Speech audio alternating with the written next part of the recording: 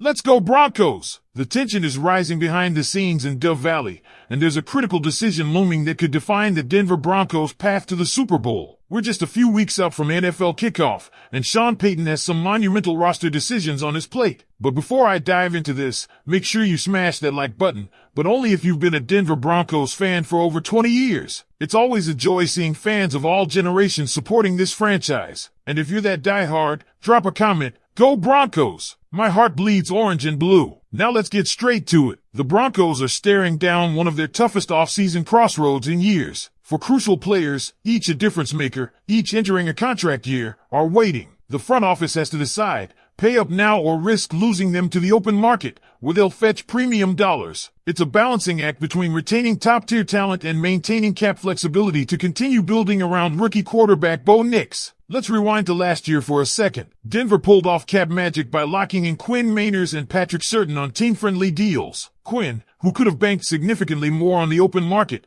stayed loyal and took a hometown discount. Meanwhile, Pat Surtain, arguably the top defensive player in the NFL, is currently the fourth or fifth highest paid defensive back. That's wild. And it shows there's a blueprint to keeping stars while playing smart with the cap. But here's the catch. Doing it again, this time with 4 big names, won't be easy. The players in question? Zach Allen, Nick Bonitto, Courtland Sutton, and John Franklin Myers. Let's break down why each of them matters and the potential fallout if they're not re-signed. First up, Zach Allen. This man is a warrior. One of the first players to champion Vance Joseph and follow him from Arizona, Allen has become the heart of the Broncos' defense. His motor is relentless. Injuries didn't slow him. He played through pain, wrapped in tape, still causing havoc in backfields. The stats don't lie either. Allen is now in a rare club, joining legends like Aaron Donald, Nick Bosa, T.J. Watt, and J.J. Watt as interior linemen who've hit opposing quarterbacks 40 times in a season. That's absurd. That's elite. And it's not just the numbers. Watch the tape. Whether it's collapsing the Raiders' already struggling run game or blasting through double and triple teams, Zach Allen sets the tone. He's a cornerstone,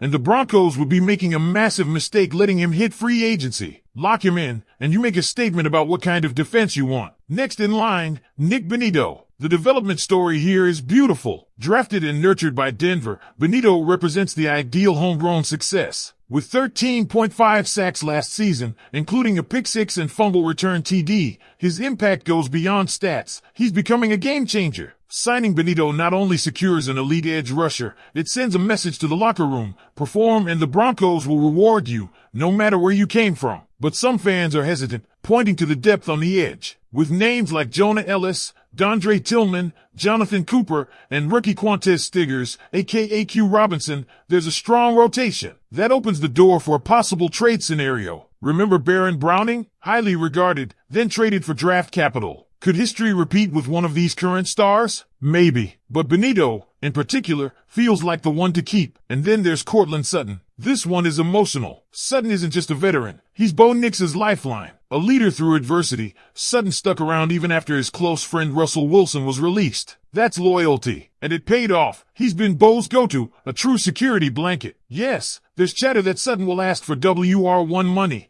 And no, he's not a Jamar Chase or Justin Jefferson. But that's not what Payton's offense demands. Bo Nix spreads the ball. He doesn't rely on a single target. That makes Sutton even more valuable as a consistent, experienced piece who won't hog the spotlight but will deliver when called upon. Last but not least, John Franklin Myers. Of the 4, he's probably the odd man out, not for lack of talent, but because of the Broncos' depth and cap realities. Trading him might be a wise move. He's respected in the locker room and still has trade value, especially for teams needing a proven interior presence. But letting him go would have ripple effects. This team has gelled around leaders like him, and removing a key locker room voice could disrupt chemistry. The Broncos front office must thread the needle. Keep the right guys, retain flexibility for next year's free agency, and keep building around Bo Nix while he's still on his rookie deal. That's the formula. The decisions made now will define the next half-decade in Denver. And if executed right, this team isn't just a playoff contender, it's a Super Bowl threat. And here's where it gets even more complicated. Let's say the Broncos do commit to locking up Zach Allen, Nick Bonitto, and Courtland Sutton. That's a big financial commitment, even with some clever structuring and upfront bonuses to ease the salary cap blow. You still need room for flexibility, not just to bring in reinforcements during the season if injuries hit,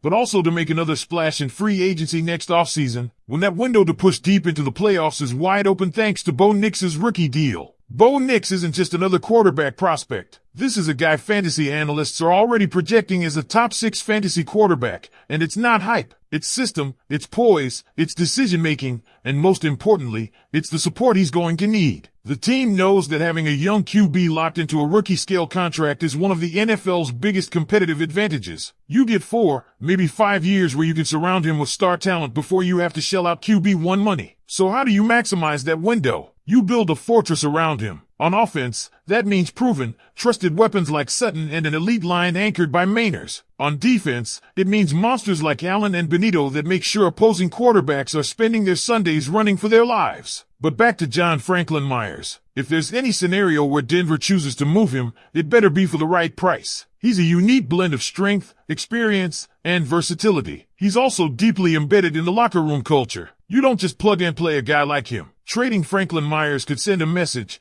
not just to the fan base but to the players, that even key contributors can be expendable. And that's dangerous ground if the team isn't winning early. But if the move brings back draft capital or fills a hole, maybe in the secondary or depth at inside linebacker, it might be necessary. And speaking of that linebacker core, let's not forget who's back. Alex Singleton, Denver's leading tackler, is returning from injury, and he's not coming back quietly. That's a massive boost, especially when paired with new additions like Dre Greenlaw and Talanoa Hufanga. If this defense was top tier last year, it's now a monster. Mina Kimes said it best. This Broncos defense is special, and it just got even better. Let's zoom out now and look at the bigger picture. Between Payton's leadership, which PFF recently ranked as the best coaching in football, the influx of elite defensive talent, and a clear plan to surround Bo Nix with high-character veterans, Denver is doing things right. But that doesn't mean it's easy. These next few weeks, before week 1 even kicks off, will determine whether the Broncos can actually capitalize on this golden window or if they'll be stuck trying to patch things up mid-season. The salary cap gymnastics will be real. Roger Goodell has already raised concerns about teams using escrow tricks and backloaded contracts to beat the system. And the Broncos ownership? With the Waltons and Penners, they've got deep pockets and a clear strategy to exploit every inch of the current rulebook. Just like Kroenke did with the Nuggets. Until the NFL changes the rules, it's game on, and Denver's going to push it to the limit. So now we wait. Will the Broncos front office find a way to keep Allen, Benito, and Sutton without sacrificing depth or blowing up their 2025 plans? Will they cash in on Franklin Myers while his value is high? Will they be bold enough to think long-term while building a win-now roster? We've seen this team make magic before, just like they did with the Mainers and certain deals. But this time, the stakes feel higher. This isn't just about retaining talent. It's about making a statement. It's about proving that the Broncos are ready to stop rebuilding and start contending. Let us know in the comments who you think the Broncos must re-sign and who you'd be okay letting go. Which player is truly irreplaceable for our 2025 Super Bowl push? And don't forget, if you enjoyed this breakdown, hit that subscribe button,